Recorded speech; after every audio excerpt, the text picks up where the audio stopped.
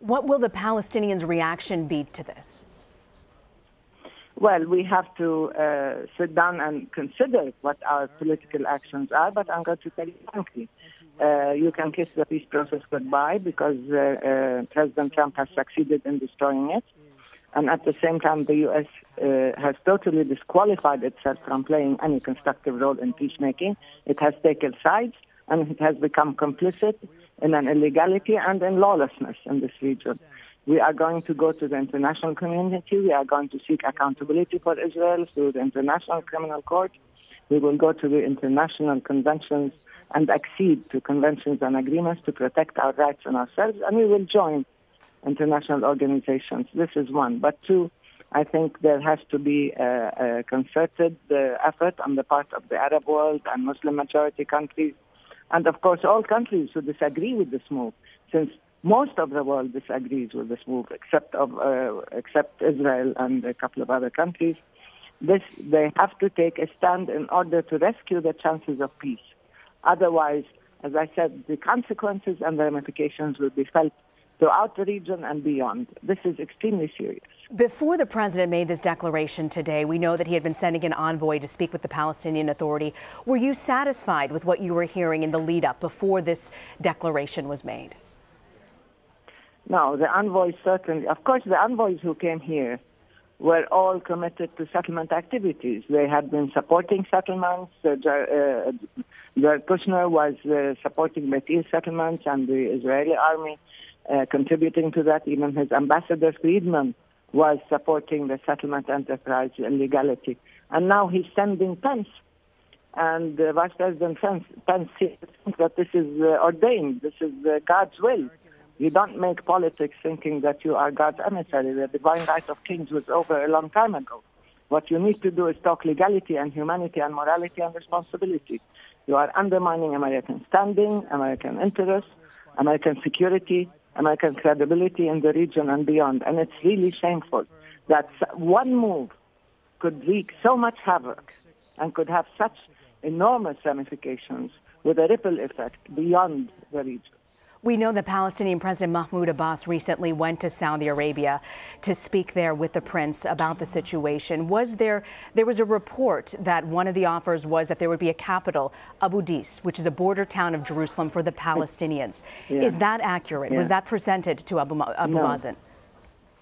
No. We heard these things before, trying to reinvent Jerusalem in the same way as they're trying to reinvent sovereignty or reinvent Palestinian statehood. We know where Jerusalem is. We know what Jerusalem is. We've been born there. We've been living there. For centuries, we've been there continuously as a nation, as Palestinians, Christians, Muslims, Jews. It was only in 1948 when Israel was created that there was exclusivity and exclusion, and the religious dimension of trying to create an exclusive state for the Jews. Otherwise, Palestine historically has been pluralistic. And Jerusalem has always been pluralistic and inclusive. It defies greed and exclusive possession. And as such, any attempt at trying to create a substitute for Jerusalem is not only disingenuous and misleading, it is really dishonest. The same thing about sovereignty and Palestinians. Yes, and I must tell you that the prince did not ask Mahmoud Abbas to accept a substitute for Jerusalem or a nearby village instead of Jerusalem per se. So you heard directly from Palestinian President Mahmoud Abbas that this was not an option presented by the Prince Mohammed bin Salman. No, and this isn't an option for anybody, yes. Yes, Rina. You know, is there any concern? We're seeing a big power flex there in Saudi Arabia, the potential rise of Prince Mohammed bin Salman. Many people are saying, there's some people in the Arab world are saying they're concerned that he is more concerned with the rivalry with Iran and willing to sacrifice the Palestinian issue. Do you agree with that? We heard that argument, yes, but there was a direct talk between him and President Mahmoud Abbas, and they assured us that Saudi Arabia remains committed to Palestinian rights, to the two-state solution, 67 boundaries, Jerusalem as the capital, and a just solution to the refugee question. This is the Arab Peace Initiative, and they're committed to it. They will not change it. Do you believe the prince when he says that he's committed, that he's not willing to sacrifice some of those issues? Well, regardless of what he might not be telling us, this is what he said. But I can tell you that everybody is motivated by self-interest. Arab public opinion will not accept that any of their leaders would sell out Jerusalem or sell out the Palestinians. Palestine is a very emotive issue. It's a core issue. It shapes perceptions and attitudes and feelings in the region. So when you strike at the heart of Palestine and at Jerusalem and at most basic Palestinian rights and the requirements of peace, you will be undermining yourself. And this is actually what will happen if President Trump thinks that he can bring his allies to deliver the Palestinians. He cannot. He will only be undermining the standing of his own allies. If you could pick up the phone and speak to President Trump in the White House, what would you tell him today?